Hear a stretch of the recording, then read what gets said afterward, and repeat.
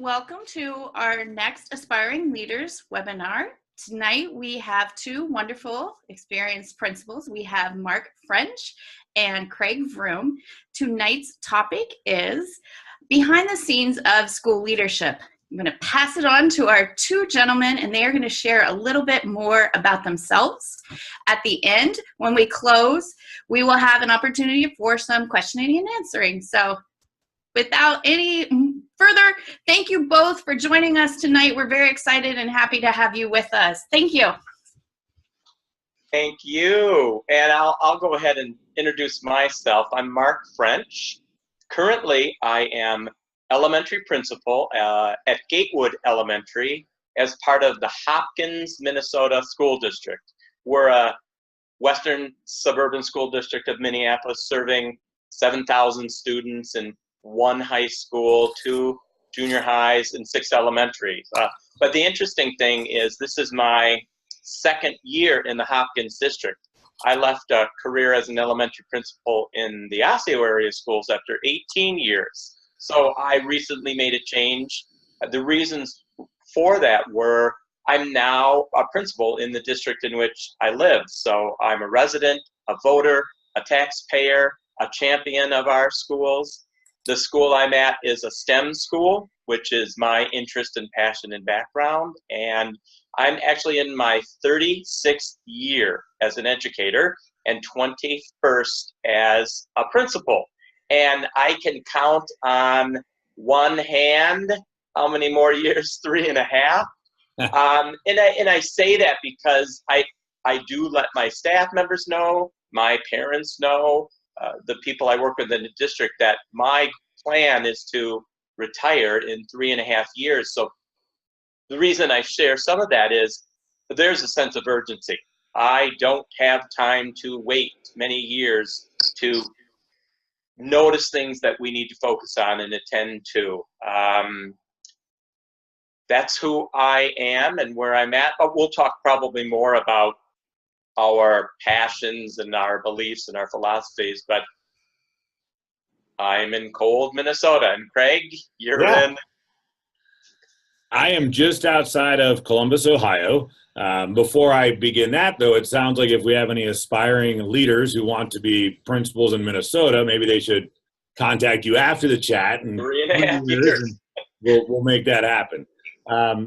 I am a middle school principal. I serve a district of 16,000 students. Again, that's Hilliard City Schools, just on the northwest side of Columbus, Ohio. We have 920 7th and 8th graders, 3 middle schools, 3 high schools.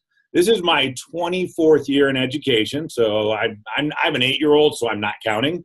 Lots more to go for me, but the reality is I'm excited for that. I've spent all 24 years in the same district. I came here right out of college. I was an elementary teacher for 5 years. I was a middle school teacher for 2 years. Shameless plug, I got my master's from The Ohio State University. And I was an elementary principal like you, Mark, for 7 years, but I've been here for 10 years here at Weaver Middle School. I'm actually next year, and we'll mention this maybe a little bit later, I'll have a chance to talk about it. I'm actually going to take on a new role next year. We have an Innovative Learning Center. It's going to evolve into the Innovative Learning Campus, where we're going to have our current capacity of about 800 students that are served every day. We're going to add another 1,100 students being able to come and go from this campus. We're going to add an additional building, and I'm going to go there and be the principal of the campus. So oversee about 1,800 students every day, along with the director and a couple other amazing colleagues, Stacy Carter and Scott Morrison. So I've got one foot here. I've kind of got one foot in another place. So having this conversation kind of behind the scenes is perfect timing for me because that's kind of the world I'm living and what I do. So that's a little bit about me and what I've been up to the last 24 years in working. Mark, I know we have a lot to talk about and kind of behind the scenes, and Jodie has asked us to share a little bit about what's essential to us and important to us. And I guess I'm going to throw it back to you if you don't mind. I know Jodie wants us each to hit on 2 very important, well, many important aspects of our work. But if I can throw it back to you and maybe have you share a little bit about your essentials, what are your must-haves behind the scenes for you, and including your good news call of the day, and then I'll follow up with you and maybe talk a little bit about our relationships on our end in our first 3 days. Fair enough? Yeah, that's great. And I talk about my years of experience, 36 in education, 21 as a principal. And I do that because every day and every year I'm learning new things. And I'm learning different ways. And I have to reflect on what I've done, listen to the feedback, and keep getting better. So where I'm at the my career, but I'm still excited to be a principal because I get to be innovative. I get to learn and be connected with people around the country and around the state. So even though I don't have many years left, I still am excited to come to work every day. And I think some of the essentials for me, it really is about one word for me: relationships. And I think about relationships with students, relationships with family members, relationships with staff members, relationships with colleagues in my district and elsewhere. It's a favorite quote of mine is, and I hope I'm going to say it in the right way, is that people don't care how much you know until they know how much you care. So I came into a new building a year and a half ago, and I probably made some mistakes in not letting people know who I was and what I believe and what I stand for. And even in previous schools where I was at for 11 years and 10 years, you have to keep going over that. It's about relationships. They want to know about you, and they want to develop that relationship with you. And so I hope I'm making some sense. And Yeah. when I think about focusing on relationships, I also have to step out of my comfort zone. I'm not a chit-chat person. I am a private person, but I have learned that I have to step out of my comfort zone. And when I arrive at school in the morning, I do have to say, good morning. How was your night? How are you doing? I know this is going to sound silly, but maybe you're smarter than me, but I have to tell myself, okay, that staff member had a baby. Ask about the baby. Because my nature and my tendency is to be a little bit more private and a little bit closed. But that's not what my community wants from me. They want to know who I am and what I stand for and what I believe in. So really, it is a lot about relationships for me. Mark, if you don't mind, I'd love to jump in on that real quick, because the fact that Jodie and I has paired the two of us up, the reality is we're actually polar opposites. For me, at times, I don't shut up when I'm asking questions and how's the baby and how's the kid. And it's interesting that we each, as leaders and talking to aspiring leaders, how we've been able to or have had to intentionally find our other side, find that other person within us, and make sure that we're intentional. Where you have to, and shared how you have to kind of force yourself. It's not uncomfortable. I can't imagine wearing a shirt like that. You're all smiles. There it is. There it is. Smiles, high fives. Yes, exactly. But where you have to maybe find that inner voice in your head, I actually, go figure, have to shut it down. I have to, and I've evolved as a leader, and I would tell our aspiring leaders that we have to learn to listen. You know, I'm going to talk a little bit more about relationships also, but my greatest quality in the most recent part of my years has been the art of listening. And I'll admit, in my early going, I did not do a very good job of that. And it took some very large stumbles for me to get better at becoming a more effective leader and a present leader, an engaged listener when I was in conversations. I want to talk real quick, Mark, about that relationship piece you pointed out. We all know, everyone that's joining us tonight and that's going to listen to this as it goes out later, we know as leaders, it's all about relationships. whether it's with your students, your families, your staff, your district level colleagues, or in our case, as people that are connected on social media. It's all of this. It's going to make us more effective. You said something specific. I wrote it down about knowing who we are. At Weaver Middle School, hi Melissa, at Weaver Middle School, the last 2 years, we've been very intentional with how we've started school. It's been a process. It's evolved. Some of you may have seen the hashtag on Twitter at the beginning of middle of August, our first 3 days movement. And what we did as a staff of 80 plus teachers and certificated and classified and in a community with our students is we said no content. And it goes back to your quote, Mark. If they don't know who we are, and they don't know how we tick and how we operate, we don't build that trust, are they really going to want to jump out and start learning that content that we're going to throw in front of them? I'm not going to spend tonight talking about our first 3 days specifically, but just knowing that we didn't allow for syllabus, we didn't allow for class rules. We talked about what type of learner we are. And a lot of what we did came from Alan November. If you don't know who that is, I would jot that name down. Alan November, through his November Learning organization out of Boston, does so much work with the emotional, social, emotional side of getting to know our students and our staff and the work we do. So I just kind of wanted to plug that real quick, Mark, while you were talking about that relationship piece and how we can have those moments year long, but that right out of the gate, it's critical that we do that with our students. Mm-hmm.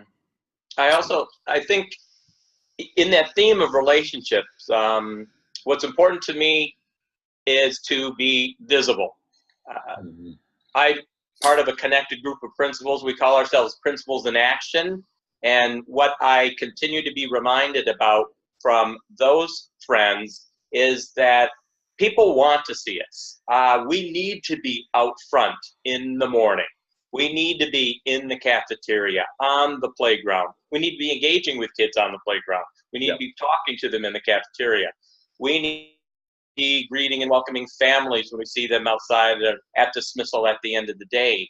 So that relationship part is that they want to see me, and sometimes that's how we build and form the relationship.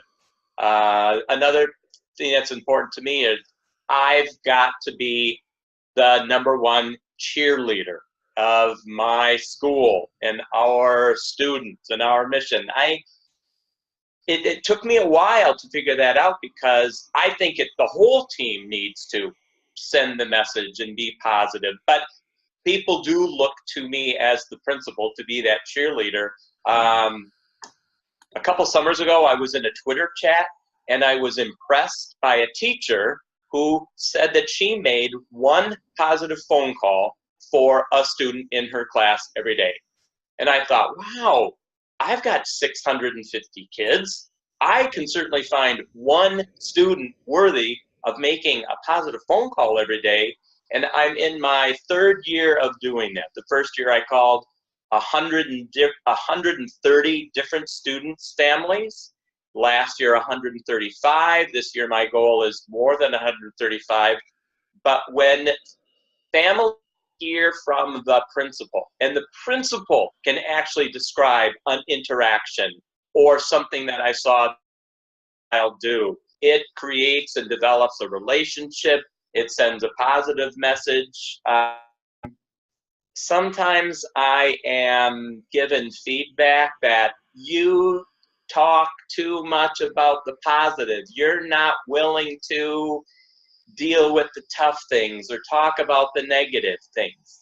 But the reality is we have so many more good students and kind acts than we do the acts that I have to intervene and deliver consequences. So I am a champion for positive messages and being visible on social media and promoting Good News Call of the Day and promoting hashtag Gatewood Gators, because I think that's another responsibility as a building leader. We have to set the tone. As much as I don't want to think that it is all me or that it must be about me, it is about me and how I model and the tone that I set. Do you feel the same way, Craig? I do, and I guess I want to ask you a quick question, then I'll add a little bit to that. Mark, in all the experiences you've had in a district, and obviously we want to be careful because we don't want our colleagues to think we're kind of calling them out, but are you able to see where the approach that you've taken as a leader in kind of in other buildings, other settings, other districts? I mean, it's pretty clear that when you invest that on the front end, the return is immeasurable. Is that correct? I mean, it is. Sometimes you have to be purposeful, and you have to acknowledge that, yes, I have to do this. I have to put myself out there. I have to deliver the positive messages. I need to set the tone.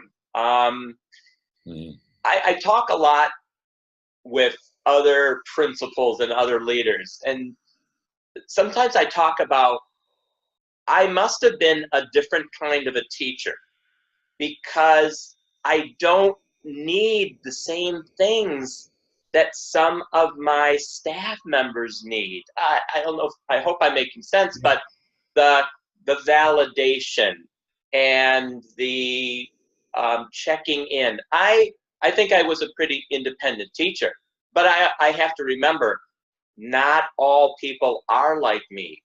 People have different needs and wants, and it is my job to make sure that I'm meeting all of the needs, and I just can't expect that all of my staff members would behave or think the way that I do. Sure. No, I agree with that, Mark, and it makes me think of different examples or conversations I've had with colleagues also. One of the comments you made that resonated with myself was, we're people that comes first. Relationships, culture, climate, all that comes first, but we also have to keep data in mind. So where does that data come into play in classroom instruction? And data also comes into play with how our relationships are paying off and the investment of time we're putting in. What's the return on that? And we've noticed in our community that when we've invested the time that we have in getting to know our students, but then continuing to come back to that and finding strengths and weaknesses and making those commitments to our community, our stakeholders, our parents, showing up tonight at a basketball game while I'm still at work. We've watched our discipline drop. We've watched our issues in the hallway. We're a building built for 750 and we've got over 920, and you wouldn't know it. Kids are moving, they're getting around, they're sharing space, but I think it's that foundation that we've built and we continue to come back to. Tomorrow, we're going to stop instruction. We're going to celebrate Friday. We're finally, and I know that Tamara mentioned earlier about snow days and not being here. We got to kick off second semester. We got to get ready to celebrate the start of new courses for our middle schoolers. We did first 3 days part due. We had semester classes that they couldn't just start on their first day back from winter break. They had to get to know their kids again, or in this case, get to know new students to come in. So tomorrow we're going to stop if the weather cooperates for us. We're going to stop instruction. We're going to bring kids together. We're going to celebrate. We're not going to celebrate just student athletes. We're going to celebrate the upcoming drama. Auditions just came out. We're going to bring those kids up in their new roles. We're going to celebrate our leadership academy, what our kids are doing for their community. So recognizing kind of that whole experience. But again, I bring all that up just as that relationship component of what's so important. Right. Now, one thing that we were asked is, what don't they teach you in your administrative coursework? And I've said the same thing for 21 years. When I was a classroom teacher, thinking of becoming an administrator, I knew I would work with students. I knew I'd work with the difficult ones. I knew I'd have to deal with student discipline. I'm thrilled that that isn't the majority of my work. I get to work with the wonderful things students are doing as well. I also knew that I would with parents. You work with parents as a teacher. I knew that a principal worked with parents. The toughest thing that I was not prepared for, that they don't teach you in coursework, or at least in mine, is managing adult behavior. Ooh, I can manage kid behavior, and I can even manage parent behavior. It's the behavior of some of the staff members that I have had to learn the most, and it's nothing I was prepared for. And I think maybe I can make a connection. It was often I'm thinking, well, when I was a teacher, I would never have thought of calling in sick and then posting on social media, here I am on the plane traveling to a vacation destination. And so it's adult behavior that just that I still have to think about. And thankfully, there are so many mentors and friends out there that you can pick up the phone and call. Advice. Have you experienced this? This is new.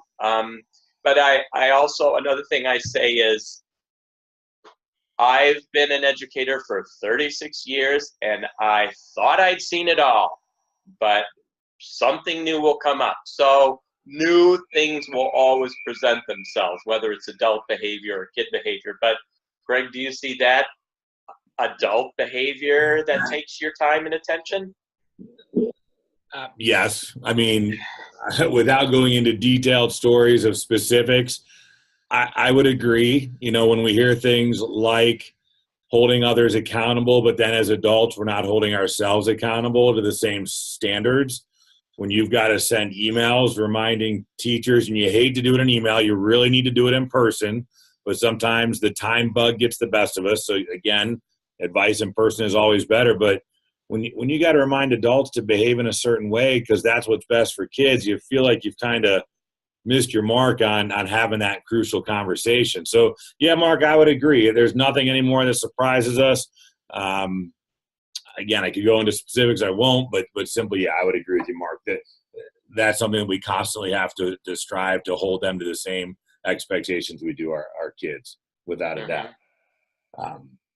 I'm trying to think, looking at our list here, Mark, of our talk abouts. Typical day?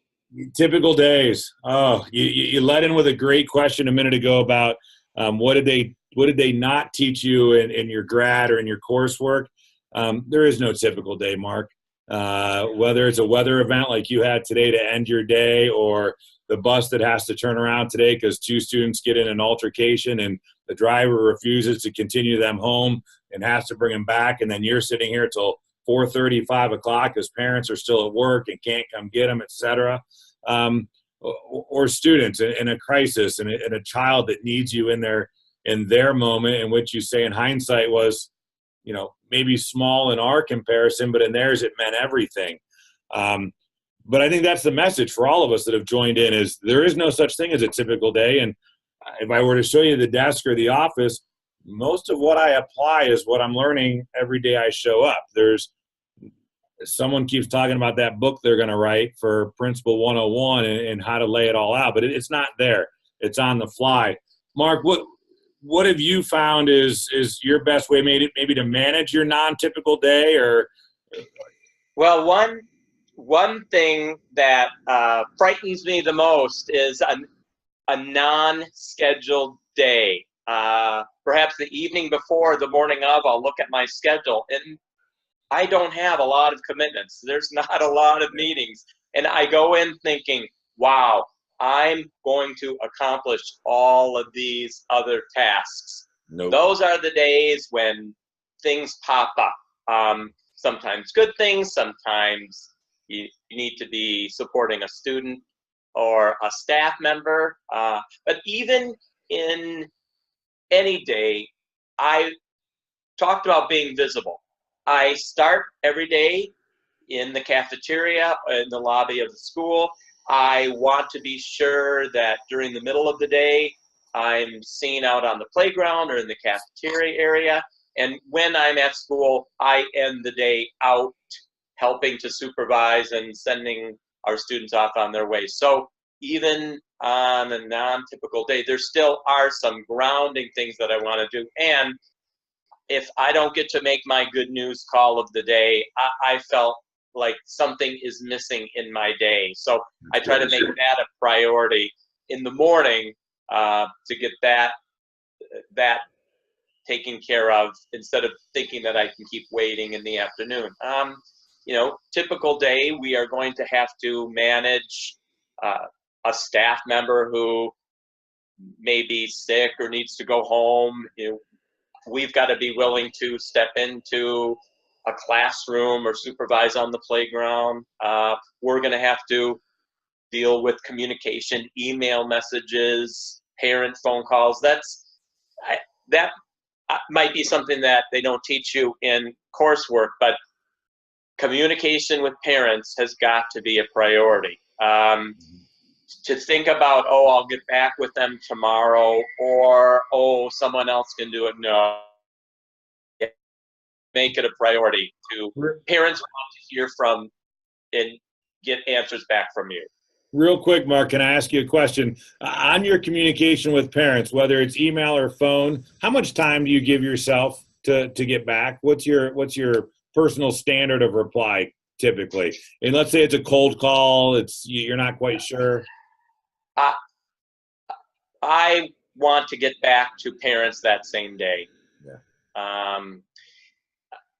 That's just, even if it's, hi, Principal French, I got your message.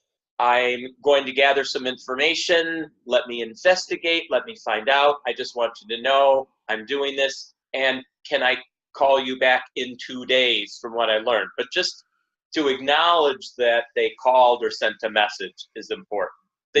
That's what I think, or for staff members who have concerns and issues. They just want you to know that you got their message. But yeah, when I say it's going to take me a few days, a bus incident, something from the playground, and they're comfortable with, it doesn't have to be an immediate answer, but you're going to get back to me.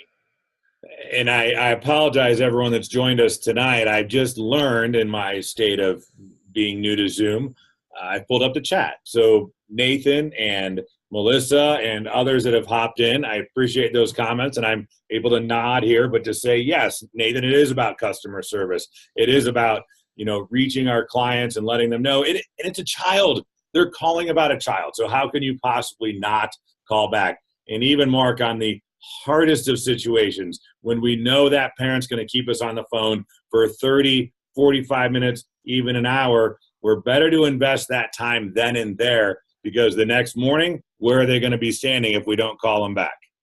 Our supervisor's office. Exactly. So we might as well take it right out of the gate and take that phone call head on. And I have found, Mark, that most times it is simply that phone call, that reassurance, I care, I will listen, and we're going to do something. They may not like the something, but we are going to work together to resolve whatever their phone call came to. And I would say with communication, as principal, I give the same advice to my teachers. Email message is good for once and once back. That's, I'm asking you a question, I can send you an answer back. Email is not good for a conversation. If it takes more than 2 email messages, pick up the phone and talk to the person. Email is so misinterpreted sometimes, and emotions are put in that aren't there. The phone call is better than email, and what's even best is in person. So even if you're having a challenging phone conversation and you're not getting anywhere, I want to talk in person. Yeah, we just got a good. You're all able to see this tonight. Jennifer just gave us a great reminder. If you've got something negative to say, you're gonna need to pick up the phone. I think you would agree, Mark, that and the same goes for our teachers. I read a great book, Critical or Crucial Conversations. Forgive me for not remembering the exact title. Some of you have read it, I'm sure. Mark, one of my greatest weaknesses as a leader, so for those aspiring leaders, was some of those critical, crucial conversations. Being able to take that teacher aside, correct the behavior or a teaching practice or they inaction. But I've learned the older I've gotten and the more years I've had, if you have those sooner, the respect you get from your teachers and the appreciation those teachers around that situation have will pay dividends more than anything else in the world. So for our aspiring leaders, the sooner you can embrace those tough conversations, the more return you're going to get. I'm sure you would say the same thing from where you are. Right. People aren't coming up and telling you, why aren't you dealing with that? Why aren't you talking to that person? But when you do, the other staff members appreciate it. It took me a little while to figure that out. Sometimes I go back to the kind of a teacher that I was. I was the kind of a teacher that if I had a colleague who was doing something or I needed to address with that colleague, I would go do that. Not everyone is comfortable with doing that. They want to make sure that I'm addressing things, I'm dealing with things, and as Craig said, yeah, the rest of the staff members will be comfortable in knowing that. So you are going to have to deal with the tough situation. Even today, on my desk, I had some tasks and some messages, and here was a tough phone call that I needed to make, and I could feel myself, oh, I could call in the afternoon. Oh, I could call. It's, why don't you just call now? Like eating dinner, my parents used to say, well, why don't you just eat your vegetables first? Get the tough part over with. And so that's sometimes what I think about the tasks, really. Just do the tough things first. Because the longer you avoid it, the more you'll think about it, the more you'll worry, the more you'll create these scenarios that might not happen. Yep, deal with the tough situations. Mm-hmm. So, Mark, part of our focus tonight is supposed to have been this whole behind-the-scenes piece, right? So you and I have remained somewhat vibrantly young and outgoing and energetic. And so behind the scenes, let's kind of take a step away, and I'm ad-libbing a little bit off of our notes, Jodie. But how do we keep doing this? I mean, we've been doing it a while. Where is behind the scenes? Are you able to kind of find that other Mark and that other? How do you keep going? How are we getting? We keep showing up every day.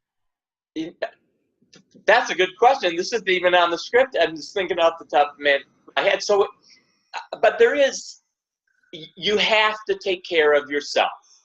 I say that if I need to be a happy, healthy principal to make sure that I have happy, healthy students and staff members. So I do have to take care of myself. You have to make it a priority. I don't take work home. I'm an early riser. I will go to school early and work when people aren't there. I'm hearing some feedback. Is that me? You're good. You're good. Okay. So I go in early. I don't stay late. I'm in a late starting school. We don't even dismiss until 4 o'clock. And so you have to take care of yourself. I have a husband who's sitting in the other room listening, who, bless his heart, he's not an educator, but he will listen to me talk about, you won't believe today, I thought I'd seen it all. So having family members and support system and friends, and then taking care of yourself. Yeah. What are your passions and your hobbies, and what do you enjoy doing? You got to keep doing those things to be positive and healthy, because other people are looking to you also to role model that as well. I don't want my teachers staying through the evening and working. No, I want them to go home and be with their families and enjoy their friends and what they like to do. How do you stay healthy? I loved what you shared, because, you know, I keep saying over and over again, this whole aspiring leaders, because for me, that's kind of like my target goal. I got to keep going back to our audience. And, you know, when I was 29 and got my first opportunity as a principal, I did everything wrong when it came to taking care of myself. Mm. And I knew that I was in the moment, but I couldn't correct my own behaviors. And for me, it caught up to me. I didn't necessarily become unhealthy, but I wasn't the best spouse. I wasn't the best parent. And I learned kind of that the hard way. So my goal of bringing that question up, Mark, is because whether we're aspiring leaders in our 20s or in our 30s or in our 40s, we already give it all in the current role that we're in.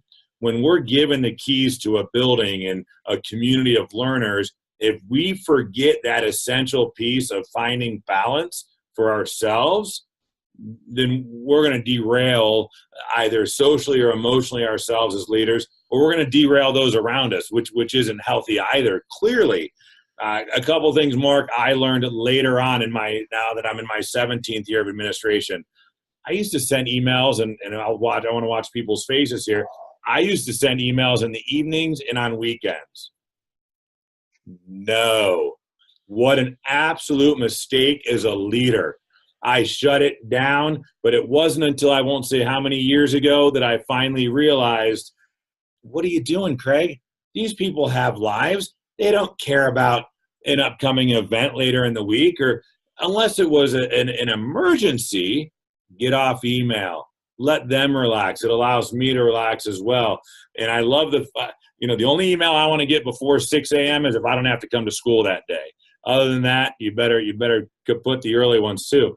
But for me, it was that making sure I stayed off the email, I stayed off those messages, and that promoted, like you said, Mark, kind of that healthy balance, not just for us, but for our staffs as well. I would suggest another thing for healthy balance, and I have to keep telling my experienced colleagues this advice. Be sure that you are taking time to grow and develop.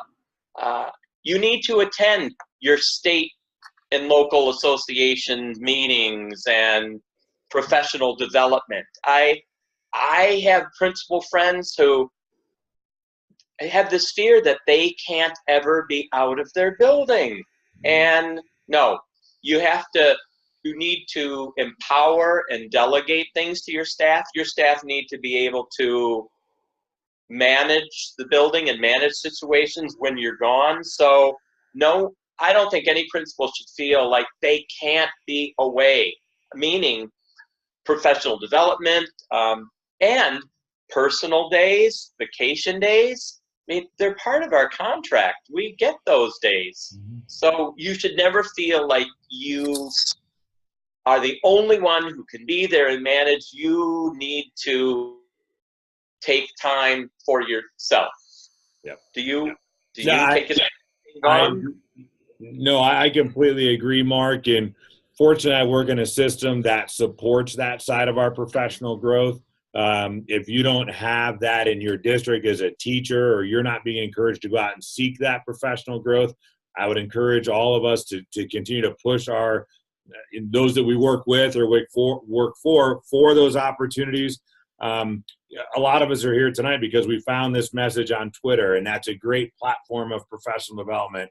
I've been a not only member of state and national organizations for a period of time. I served on the board of a state organization, and that's constant growth, and getting out of the echo chamber of some of those.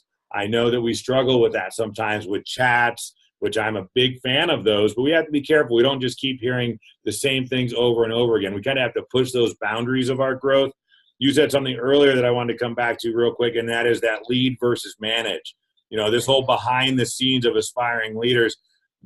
Someone told me that if I got to be a principal, I would be an educational leader. Well, most days I got to manage, and that's the reality of it. But I make sure to find a time within my day to lead instructionally, to get into classrooms and find that value with that, and making sure my teachers see that. So that was just a bunch of thoughts I had rattling off my head at once. But again, it goes back, Mark, to that professional growth piece. In order for me to continue to be an effective leader, I have to grow myself as a learner. So I guess that would be my comment on that. And here's a very small thing, but a message I share with people who will listen to me. Taking care of yourself also means you need to eat lunch. I know too many administrators and probably educators who, I am too busy, I can't. No, you need to eat lunch. And before you eat lunch, you needed to eat breakfast. You need to make sure that you're getting good food, good water, good exercise, good sleep. I am cranky when I'm hungry. So yeah, I've learned that I can eat quickly, but you have to, as you would expect your staff members to do or your family members to do those things to take care of themselves, you need to do that as well as Definitely. Administrators. Definitely. With the audience we have tonight, I know, Jodie, we have a few more minutes before we're going to get into some question and answers, but I love the thread again on that side, even if I do begin rattling things off and rambling. But I would encourage anyone that's with us tonight live as we're recording this, if you want to throw some questions out on the right-hand side so we meet what you came to listen, we'd love to see some things over there that we could chime in real quick and answer some immediate questions, then we'll obviously do the more formal. Go, Mark. Here's another thing they don't teach you in your coursework around the same theme of relationships. You need to thank, acknowledge the adults who work with you in the building. You have, and there are a lot of different things people do. Thankfully, being connected on Twitter and Voxer and other social media, you get great ideas. But the most powerful thing is a handwritten note. There you are. People appreciate and want to hear from you. I do a lot of whole staff things. We did 5 days leading up to winter break. I'll do a mid-winter meltdown, a tropical theme in the middle of winter. And I do a lot of food events so I can acknowledge and thank all the staff, custodian, don't forget about custodian, food service, clerical, paraprofessional, bus driver. But people need to be acknowledged, appreciated, and thanked. And with that, Mark, I love that you brought that up because I know you're very well known for your good news call of the day for students. But what I had held up there was those are my thank you cards for my teachers. And I don't wait for a special occasion on the calendar. I wait for an opportunity that I've seen in a classroom. And if I can walk by and I see good learning and I hear good learning and instruction and whatnot, I have a staff roster that I write down. I check off their name and the date I sent it. Not as a task, but that holds me accountable. So when I'm leading or managing, I have something I can go back to and say, okay, here's when I sent so-and-so, and I can make sure that throughout the year, each staff member gets at least one written note from me for saying thank you or for whatever. I also, Mark, send, I don't know if there's something you do, but I have a lot of teachers that participate on our intervention support teams, our school improvement teams. And while some of those are stipend, a behind-the-scenes suggestion is every year throughout the year, I actually write a formal thank you with big lofty words. I use a unicorn, and I sign it with a blue pen, and I mail it to them. And I say, thank you for being a part of our school improvement team for the X school year, whatever school year. We appreciate your valued leadership. They don't know it's coming. It arrives in their mailbox. Some of them say thank you. Some of them just give me a nudge or a shot in the arm. But those little moments.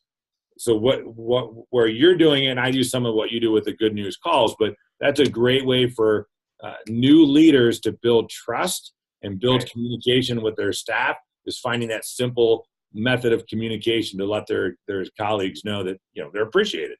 Who doesn't want to be appreciated?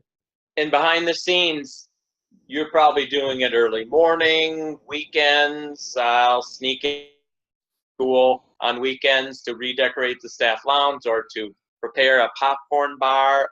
But yeah, that's some of the behind the scenes work that we do. And what's this unicorn thing? What is a unicorn? We call pens and pencils unicorns because our kids are on iPads all day long. So whenever we see a pen or pencil laying on the floor, we call these our unicorns. Ohio thing? Yeah, maybe. And this, Mark, This, Mark, is a great example of how a simple thank you note, a simple note of gesture. I don't know if you have, what you might have one yourself. I don't want to put my foot in my mouth, but. No. Yeah. Go ahead. Describe it. This is Jodie. Jodie, for all of us, is an amazing leader. She could bring tears to my eyes. When I got my job announced that I was changing, it wasn't even a matter of days before a simple note of congratulations showed up in my mailbox. And I don't cry often at work, Jodie, but you brought a tear that day. So, Mark, a great example that Jodie models for all of us. A simple gesture goes a long way. And as leaders, aspiring leaders, behind the scenes, what a great way to connect with our kids, with our staff, with our community. We should have some questions. Let's do it. Yeah. Here's the signal. First, I want to thank both Craig and Mark for all of your wisdom tonight. This has been wonderful. I think all of us have learned, both as aspiring leaders, not only that, but the current leaders on here too, being able to share some information and go back and forth. So thank you very much for your time tonight, preparing what you did. Every time we do these, I'm just so humbled that you guys take your time and do these for us. I know we're all appreciative of this. So thank you very, very much for your time.